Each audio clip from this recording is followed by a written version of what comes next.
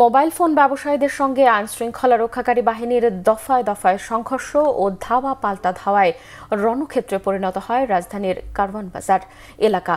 NEIR চালুর প্রতিবাদ সহ কয়েক দফা দাবিতে সকাল থেকে শুরু হওয়া কর্মসূচিকে কেন্দ্র করে পরিস্থিতি হয়ে ওঠে উত্তপ্ত। পরে আইনশৃঙ্খলা বাহিনী টিয়ারশেল ও সাউন্ড গ্রেনেড নিক্ষেপ করে ছত্রভঙ্গ করে দেয় আন্দোলনকারীদের। এ সময় বন্ধ ছিল যান চলাচল।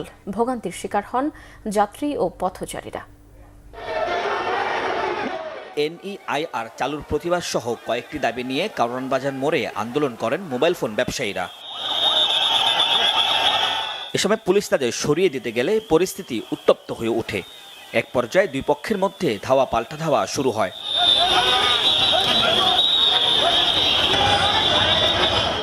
পুলিশ টিয়ারশেল আর সাউন্ড গ্রেনেড ছুড়লে আন্দোলনকারীরা ছত্রভঙ্গ হয়ে যায়। তারা অবস্থান নেন আশেপাশের গলি ও মার্কেটে। প্রায় ২০ মিনিট পর আবারও হাতিরপুল সড়কে অবস্থান নিয়ে টায়ার জ্বালিয়ে বিক্ষোভ করতে থাকেন তারা। আইন শৃঙ্খলা বাহিনী ও সেনা সদস্যরা তাদের ধাওয়া দিলে শুরু হয় ইটপাটকেল নিক্ষেপ।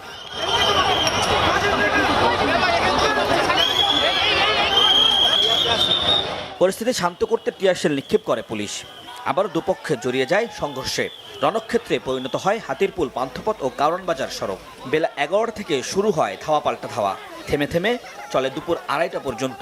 পরে পরিস্থিতি নিয়ন্ত্রণে আনে আইন শৃঙ্খলা বাহিনীর সদস্যরা।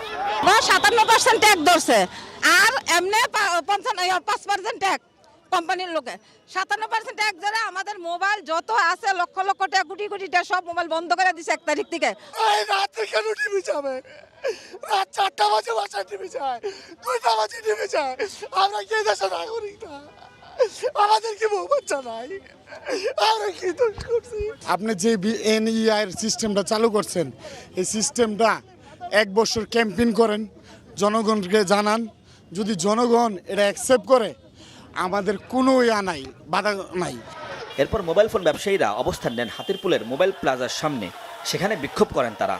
পাবলিকের কাছে আমাদেরকে সাজা রাখছে আমরা নাকি ভাই চোরাই ফোন বিক্রি করি, অবৈধ বিক্রি করি, ফোন বিক্রি করি। আমাদের একটা ফোনে নাকি 10,000 আইমি নাম্বার। জীবনেও না ভাই, আমাদের দোকানে একটা মোবাইলে আইমি নাম্বার আরেকটার সাথে মিলে না। সর্বোচ্চ মহল থেকে আমাদের আশ্বাস দেওয়ার পরেও ১লা জানুয়ারি এরপর দিনই এই এনইআরআই সিস্টেম ইমপ্লিমেন্ট করে। এ সময় ব্যবসায়ীদের ধৈর্য ধারণ করার আহ্বান জানান ডিএমপি রমনা জোনের ডিসি মাসুদ আলম। এটা সবাই বুঝবে, আপনাদের দাবি দেওয়া যদি ন্যায্য হয় সেটা অবশ্যই সরকার এটা বিবেচনা করবে। তো সেক্ষেত্রে আপনাদের এই যে দাবি দেওয়া যেগুলো আমরা শুনলাম, আমরা আমাদের লেভেল থেকে আমাদের যারা সিনিয়র আছে এবং আমাদের যারা ঊর্ধ্বতন কর্তৃপক্ষ আছে সর্বোচ্চ লেভেলের, সেখানে এই বিষয়গুলো আমরা উত্থাপন করব। সরকারের পূর্ব ঘোষণা অনুযায়ী ১ জানুয়ারি থেকে আনুষ্ঠানিকভাবে চালু হয়েছে এনইআইআর ব্যবস্থা। মোবাইল নেটওয়ার্কে ব্যবহৃত সব হ্যান্ডসেটের IMEI নাম্বার জাতীয় ডাটাবেজে যুক্ত করার এই উদ্যোগের বিরোধিতা করে আসছিলেন মোবাইল ফোন ব্যবসায়ীরা। ওমর ফারুক, বাংলা ভিশন, ঢাকা।